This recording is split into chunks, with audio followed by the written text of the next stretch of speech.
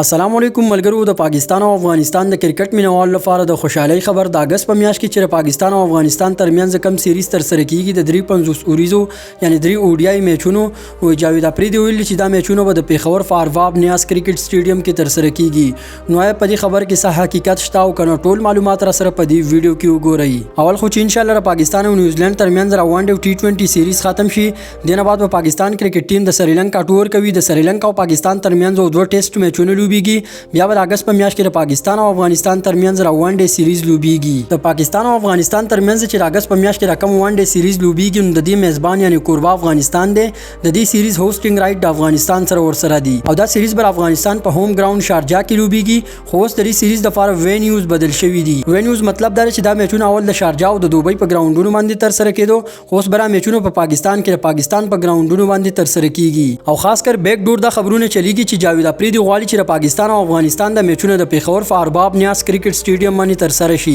جاوید افریدي ډیر کوشش شروع کړل چې په ست طریقه باندې دوباره په پیښور کې انټرنیشنل میچونه شروع شي تاسو ته معلومه چې د پیښور فارواب نیاز کرکټ سټیډیم کې اخیری ون ډے انټرنیشنل میچ په کال 2006 کې د پاکستان او انډیا ترمنځ شوی و په کرکټ کې جاوید افریدي ډیر غټ نوم لري په پاکستان کرکټ کې ډیر غټ لاس راسي او خبره منل کیږي څنګه چې تاسو پاتره پاکستان ته پی ایس ایل راوستو کې جاوید افریدي ډیر غټ لاس ته چې اول خو پی ایس ایل پاکستان کې نه کېدو خو جاوید افریدي په اول ځل باندې غیر ملکی لوبغاړي د ډیر انسام یو داسې نور لوبغاړي پاکستان ته راوستو نو بیا پاکستان کې پی ایس ایل سٹارټ شو نو جاوید افریدي پول کوشش شروع کړل چې پاکستان او افغانستان د میچونو د پیښور په ګراوند کې وشي د پېښور ارباب نیاز کرکټ ګراوند په ډېر ښکلي طریقې سره جوړ کړل شو بس میاش دوه کار پکې پاتې ان شاء الله بیا مکمل تیار وي څنګه چې تاسو پته د پاکستان کرکټ بورډ چیرمن نجم سیټي 2 میاشتې مخکې دا بیان جاری کړو چې پی ایس ایل روان میچونه او انټرنیشنل میچونه د پېښور په ګراوند باندې تر سره کیږي په سکرین باندې تاسو ته جاوید افریدي دا ټویټ ښکاری دا ټویټ جاوید افریدي بل ورځ کله جاوید افریدي ویل چې پی ایس ایل چې کوم روان میچونه دي یعنی کم 2024 پی ایس ایل چې شروع کیږي د دې میچونو د پېښور په سټیډیم باندې کیږي نو پاکستان او افغانستان د سیریز په حواله سره لا پورا کنفرم خبر نه درغله چې دا میچونو د پېښور په سټیډیم باندې تر سره کیږي دا فیصله ور پاکستان او افغانستان کرکټ بورډ کوي چې دا میچونو په کوم ګراوند باندې تر سره کیږي جاوید افریدي پورا کوشش کوي چې په ست طریقه باندې دوباره پېښور ته انټرنیشنل کرکټ راوړي موږ هم پورا امید لرو چې جاوید افریدي خپل کوشش نور هم تیزي او ان شاء الله پاکستان او افغانستان د میچونو د پېښور په سټیډیم باندې تر سره کیږي او د پاکستان سپر لیګ پی ایس ایل په حواله سره هم ډیر غټ خبر راغله چې په پی ایس ایل کې به دوه نور نوي ټیمونه شاملېږي دا پوښتنه جاوید افریدي په فیسبوک باندې یو مینوال کړو چې په پی ایس ایل کې نور ټیمونه شاملېږي او کنه جاوید افریدي ته جواب ورکړو چې د فیصل آباد او سیالکوټ دوه نوي ټیمونه په پی ایس ایل کې شاملېږي که په پی ایس ایل کې دوه نوي ټیمونه اغسته کیږي نو کرکټ بورډ ته په کار ده چې وزیرستان په نوم باندې یو ټیم واخلي